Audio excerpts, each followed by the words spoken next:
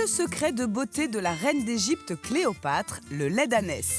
Riche en vitamine C, en magnésium, ce lait est bon à boire, mais il a aussi des vertus thérapeutiques et soigne les problèmes de peau. À Cluny, en Bourgogne du Sud, Julie élève 7 ânesses dont elle prélève le lait, un trésor car il est rare. Une ânesse produit seulement 1 litre de lait par jour. Depuis 10 ans, Julie élève plusieurs ânesses pour leur lait, un petit élevage situé à Cluny, en Bourgogne du Sud. Celle-là, c'est Utopia. Colibri, petite de 4 mois et demi. Arsada, elle a 2 ans. Yukon, qui a 5 ans. Et Ramsès, le papa de la plupart des ânesses, là, c'est le grand-père de celle-ci. Grand-père de celle-ci, le père de celle-ci. Contrairement aux autres animaux, les ânesses peuvent mettre bas à tout moment de l'année. La gestation est de 13 mois et Julie a donc régulièrement des ânons comme Colibri. Une ânesse, on peut la faire saillir le 1er janvier, comme le 31 décembre, comme au mois de mars. C'est pas comme les juments où vous voyez fleurir les poulains au printemps, au mois de mai, dans les prés. Là, vous allez avoir des ânons tout au long de l'année. C'est pour ça que les mâles, d'ailleurs, sont en rut du 1er janvier au 31 décembre. Il n'y a pas d'accalmie. Même s'il n'y a pas de saisonnalité pour l'ânonnage, Julie comme ses ânesses sont ravies de voir l'installation du printemps. Et oui, le printemps, c'est maintenant. L'herbe va repousser, ce qui aura une influence sur le goût du lait. Le foin, c'est une matière sèche qui a plus de goût. Et l'été, quand elles sont au printemps, elles vont avoir un lait qui mousse plus, curieusement, et qui a un goût un peu plus fort. On va sentir un peu l'herbe dans le lait. Les ânes supportent assez bien le climat rude de la région, mais il leur faut un abri pour l'hiver. Ils ont le poil très laineux, hein, les ânes.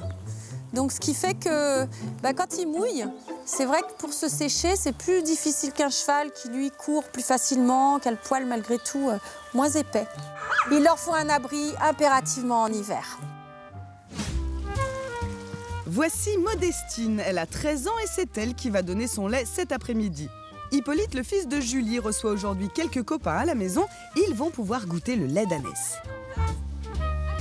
Alors, on tire 2 fois sur l'une, 2 fois sur l'autre. En fait, on reproduit ce que fait l'anon. Les enfants, vous voulez goûter du lait tout chaud? Hein? Oui, il est chaud. Il est chaud. Il vient de sortir de la mamelle. Hein? Il y a surtout dans le lait d'ânesse beaucoup de vitamine C, du magnésium et de la vitamine D pour renforcer le calcium. Voilà, donc le lait d'ânesse est très bon pour la santé. Moi, ça m'a fait penser à comme si on buvait du lait, mais qui était aromatisé à l'amande. Et puis, il a un peu plus le goût d'eau que le lait normal. Quand on en boit, moi, je trouve que c'est doux et ça fait du bien à l'estomac, je trouve. Moi, ça me fait cette impression-là. Et c'est vrai que ça donne de l'énergie parce que tout à l'heure, j'étais un petit peu mou et puis là, ça m'a redonné de l'énergie. En général, ils aiment bien parce que c'est quand même un goût inhabituel, mais qui est sucré. C'est le sucre qui leur plaît bien. Et c'est tellement doux quand on l'avale qu'effectivement, c'est une sensation de douceur, quoi. C'est agréable. C'est pas du tout agressif. On peut faire de fromage avec tous les laits.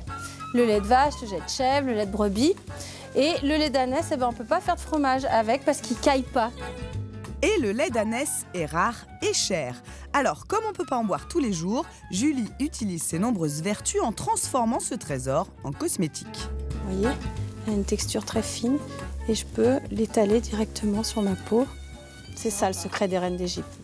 Voilà. Le lait d'ânesse de Julie est transformé en crème et surtout en savon. Julie fabrique elle-même ses produits de beauté. Direction la cuisine pour une recette très simple. Alors, lait d'ânesse de Cléopâtre qu'on va rajouter à des petits ingrédients pour en faire un baume lotion qu'on va pouvoir mettre sur le visage, le corps. Alors, la personne qui veut faire sa petite recette peut choisir du miel, quel qu'il soit, acacia, lavande, thym, selon les goûts. Après, une huile essentielle, pourvu qu'elle soit bonne pour la peau. Donc, huile essentielle, moi j'ai choisi le géranium, c'est mon huile essentielle préférée. C'est une huile essentielle qui est très très bonne pour l'hydratation de la peau, qui est apaisante et en plus qui sent très très bon. Un peu de lait d'ânesse, un quart de cuillère de miel et une goutte d'huile essentielle et c'est fini. En fait, le lait d'ânesse, il a un pouvoir adoucissant, régénérant, hydratant, très très hydratant. Et surtout, ce qui est intéressant, c'est comme il n'est pas huileux, il pénètre comme de l'eau vraiment au plus profond de la peau. Ce qui fait qu'il peut exercer ses vertus en profondeur sur la peau. Et voilà, là j'ai mon soin au lait d'ânesse pour la semaine. Alors ça, c'est pour toute la famille, hein. Et tous les soirs, Hippolyte a droit à son lait hydratant pour soigner la peau de son visage. Ferme les yeux. Hop, hop, hop, hop, hop.